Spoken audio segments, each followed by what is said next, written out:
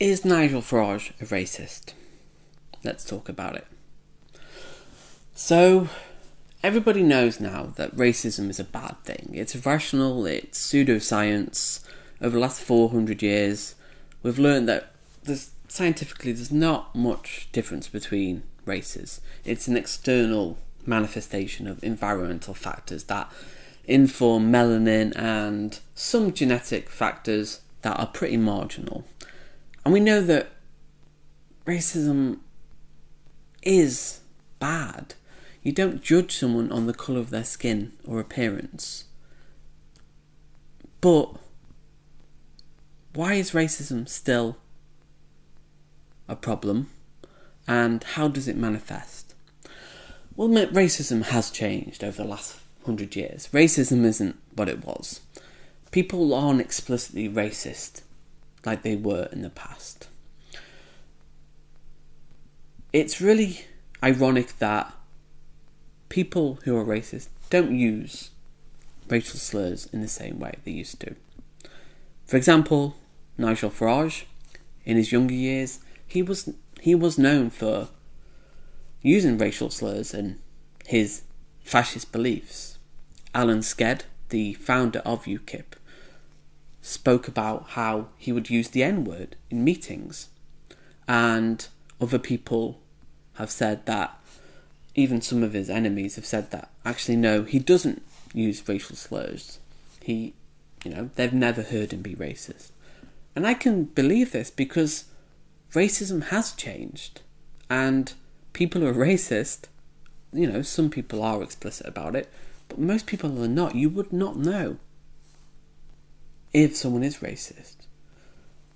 It takes a bit of work. It takes a bit of decoding their language and their beliefs.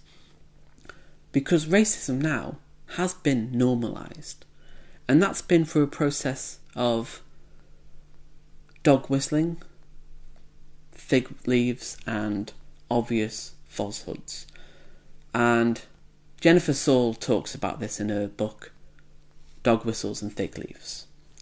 And I want to talk about some of the ideas she talks about and how language has been distorted to make racism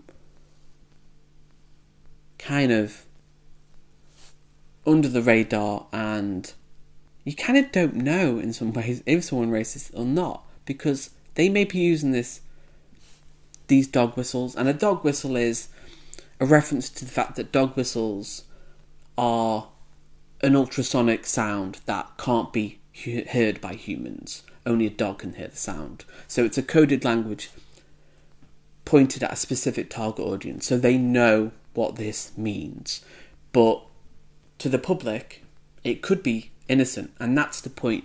Plausible deniability. So you can say, no, this isn't racist. Talking about welfare queens, talking about government spending in America is often a racial dog whistle.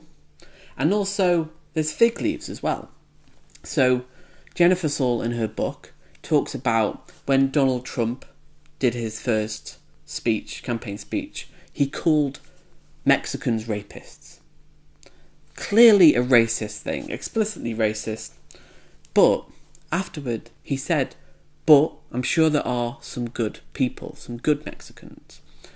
And Jennifer Saul talks about in the book, she looked on the forums afterwards and said that people were justifying his racism and saying he wasn't racist because he said not all Mexicans are rapists. So you have that very clever sleight of hand to say Mexicans are racist, clearly racist. Mexicans are rapists, a clearly racist thing to say. And then say, well, I'm sure some of them are good people. And that's where language has been so corrupted now, and people can get away with a lot. Because another fig leaf is just asking questions. Just asking questions about the numbers of people killed in the Holocaust, which is a anti-Semitic dog whistle. But it seems innocuous because you're just asking questions. And sometimes asking questions can be innocent. It can. But sometimes it's not. And that's why it makes it so hard to kind of identify. Because it's no accident that Farage was, outlined in a school report at Dulwich College, the private school he went to, as being potentially fascist. And people he has said inappropriate things, racial slurs. And then you look at his politics and what he represents, and also the people he hangs around with. Reform Party have fascist people in their party, people who believe that we should have appeased Hitler. So when you add this up, and the fact that racism has changed, dog whistles are a key one.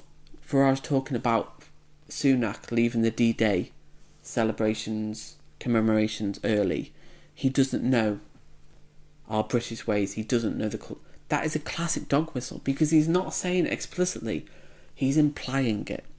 And that's how racism works now, because people know you can't be explicitly racist, because racism is irrational, pseudo-scientific, false, and morally harmful. You have to go around it. And I genuinely believe that people don't understand they're being racist, because it's been normalised. Through the dog whistles, it's been normalised where people are upset for being called racist, even though they will use covertly racist language. And that's fascinating to me, because it just repeats that cycle. Because it's hard then to identify racism, because I've been called racist. And it's like, well, okay, so if I argue against, and I will argue my case against that, I'm not going to be emotional about it. I'm not going to get upset if someone calls me racist. I'll, counter my arguments, and I will have racial biases like everyone, but I fight against racism on this channel. I oppose people who judge people on their race. It is irrational. But the last thing I want to talk about which is a key one, and it is linked to the racism thing and dog whistles and fig leaves, is that now, with the advent of people, demagogues like Farage, Trump, Boris Johnson, and people, Viktor Orban, Javier Milei in Argentina, and people, there's a resurgence of the far right across the whole world. The obvious falsehood is a fascinating one, because climate change is real. 99% of climate scientists, it's real, anthropogenic, climate change.